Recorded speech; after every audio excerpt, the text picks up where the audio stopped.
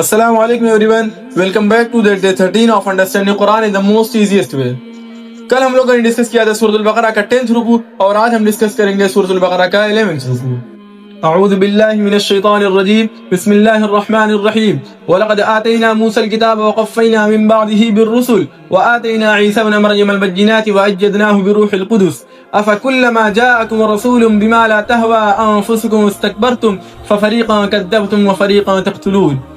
اللہ تعالیٰ فرماتے ہیں کہ ہم نے حضرت موسیٰ علیہ السلام کو کتاب دی اور ان کے پیچھے مزید رسول بھیجے اور حضرت عیسیٰ علیہ السلام کو کھلی کھلی نشانیاں دی اور روح القدس یعنی حضرت جبرائیل علیہ السلام کے ذریعے ان کی مدد کی.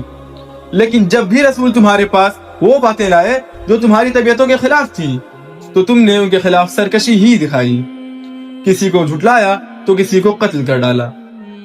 وقالوا قلوبنا غلف فلعنهم الله بكفرهم فقليلا ما يؤمنون. اور وہ کہتے ہیں کہ ہمارے دل غلاف میں ہیں. نہیں، اصل بات یہ ہے کہ ان کے کفر کی وجہ سے ان پر اللہ کی پھٹکار پڑی ہے، اس لیے وہ کم ہی ایمان لاتے ہیں. وَلَمَّا جَاءَهُمْ كِتَابٌ مِّنْ عِنْدِ اللَّهِ مُصَدِّقٌ لِمَا مَعَهُمْ وَكَانُوا مِنْ قَبْلِ يَسْتَفْتِحُونَ عَلَى الَّذِينَ كَفَرُوا فَلَمَّا جَاءَهُمْ مَا عَرَفُوا كَفَرُوا بِهِ فَلَعْنَةُ اللَّهِ عَلَى الْكَافِرِينَ. اور جب ان کے پاس اللہ کی طرف سے وہ کتاب آئی یعنی قرآن مجید جو اس تورات کی تصدیق بھی کرتی ہے جو پہلے سے ان کے پاس ہے، تو ان کا طرز عمل دیکھو. باوجود کہ یہ خود شروع میں کافروں یعنی بت پرستوں کے خلاف اس کتاب کے حوالے سے اللہ سے فتح کی دعا مانگا کرتے تھے، اور جب وہ چیز ان کے پاس آ گئی جسے انہوں نے پہچان بھی لیا تو اس کا انکار کر بیٹھے. اللہ کی لعنت ہے ان منکرین پر.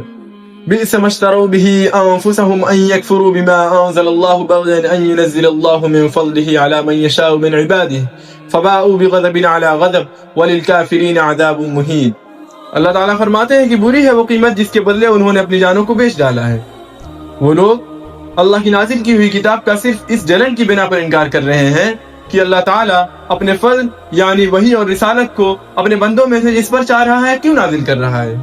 وہ لوگ اپنی اس جلن کی وجہ سے غضب پر غضب کے مستحق ہو گئے اور ان کافروں کے لیے رسوا کرنے والا عذاب ہے. تو یہ تھا سورۃ البقرہ کے 11ویں رکوع کا فرسٹ پارٹ. کل انشاءاللہ ہم ڈسکس کریں گے سورۃ البقرہ کے 11ویں رکوع کا second part. So make sure you follow.